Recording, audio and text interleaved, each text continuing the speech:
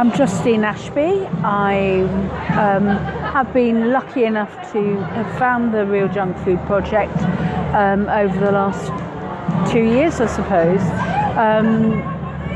It was, for me, it was one of those things which just made sense from the first time I came in contact with my now very close friend Alison, you know, at the time.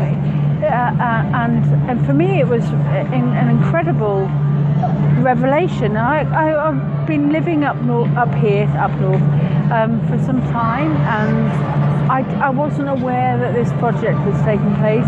I love cooking, I love community, and I love people, so it just made so much sense. So I gave up 2 days a week of my time as a kind of fledgling freelancer at the time. And for me it was just, you know, why wouldn't you do this? Why the hell, given and the country, I'm not going to get too political, but the country has become even more broken since then, and this is what makes me carry on. It's what you know, on a Sunday morning I got up at 7:30 and I thought, this is what I'm doing today. I mean, I can't think of anything more important than trying to give food back to the people who probably produced it in the first place, or would have done in a different century. And actually, you know, not to be hungry and not to be socially isolated and not to be lonely in both. Because if you're hungry and you're lonely, there can't be anything worse than that. It's not a good combination, is it? So that's why I do this, and I get so much back from all the women I work with, and I have to say it's mainly women now, and a lot of them are Asian women who I have so much respect for. I can't tell you how much I want to kind of scream at people who are, you know, Islamophobic or anything like that, because they don't clue how much they put into, you know, as a community. They talk about their community, and I actually don't see them as a community, I see them as sisters, aunties, whatever, you know. But how much work they put into this stuff, and I get so much out of this, and I'm so glad to know these people as friends and as, you know, colleagues, and it's brilliant. That's why I do it. And what does good mental well-being feel like to you? How do you describe mental well-being? I have it sometimes, if I'm honest, and I was talking to my mum about this the other day, and I am being totally candid about this. I'm not sure I know anybody in my life who totally thinks they've got it. And you know, I think that's the healthiest place I've ever been in my life, that everybody's kind of owning up, so, you know, to anxiety, to I had somebody telling me the other day that they didn't just suffer from anxiety, but they suffered from bipolar, and I didn't know that, you know. But I honestly think that I don't know anybody who isn't doing it. And I was talking to my mum, she said, everybody's talking about anxiety now. And she said, I'm really glad. She's 80, you know, and nobody used to talk about this stuff. And it's about, and I don't know whether we're just talking about it more now, or whether,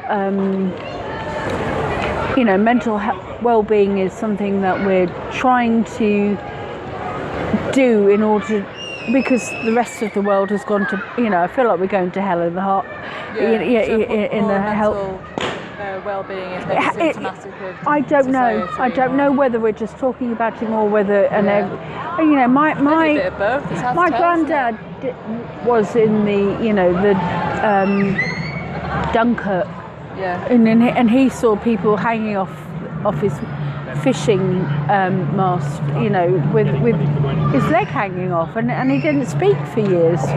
So, you know, I don't think mental trauma is something that we have invented in the last 5 years, but it just seems to be so important right now. I mean, whether the media is leading it or whether you know, we're actually feeling it, but I just think I've suffered from it myself. I was in I don't mind if you put this online, I was in a women's refuge for domestic violence for 6 months, you know, and you can imagine what must have happened for that in order for me to lead up to that. I gave up my whole life because of that. So I think people have a lot of stress and a lot of anxiety, and these kinds of events just make me feel happy again. Yes. Yeah. End of, I suppose. So what do you think the role of arts is in good mental well-being? How can arts support mental well-being? Oh, I normally on a Friday, I'm having a 4-week break at the moment, but I run a class which is officially called Baby Art in Hebden Bridge at the Arts Mill, and it's as much for but I call it painting babies. So basically paint themselves with paint, eat a lot of it, and I have to make sure it's not toxic. And I get a huge amount of pleasure of it, and I also see a lot of mainly mothers, but not just that, but who might be grandparents, or might be fathers, but mainly mothers. And what I see is that they're kind of forging relationships while their children are painting, and their children are happy. And a lot of them have talked to me about the fact that they've got depression, and how happy they are that they're doing these things. Also through the Arts Mill, what I see all the time, and I'm a part of, is there's a kind of group called the Interarts.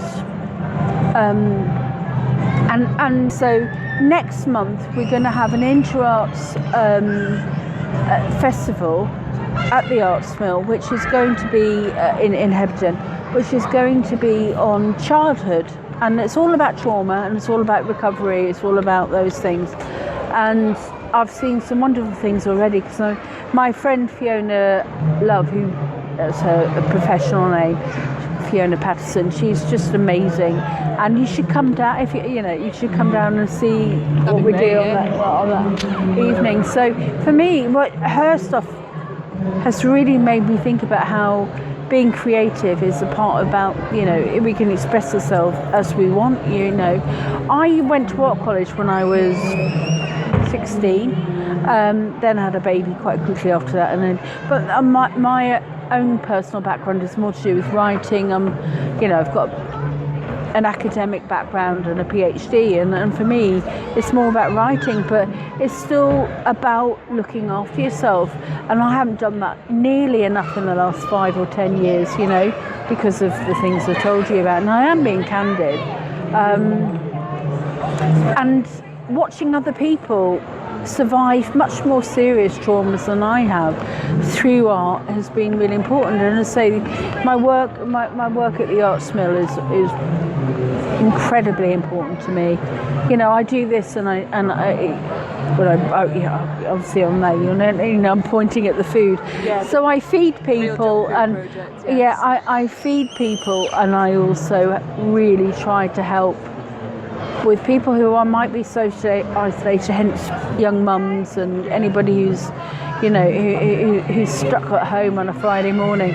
But also, for example, about a month and a half ago, we had the most amazing evening at the Arts Mill, and I do front of house for them, and it was for this lovely man who died way too young. He was 60, of an illness that he couldn't have in any way controlled, but he was a great painter, and that was what he had. Mental health issues, and the paintings he left behind in his house, we were all completely overwhelmed by. So we did an auction of his paintings. His family wanted this to happen, and we raised about £2,000, all for healthy minds. All for healthy minds. That is fantastic.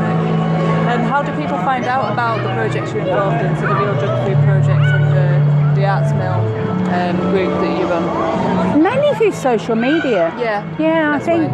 I've always been quite scared of it, partly because of personal reasons. I know that people know about this stuff through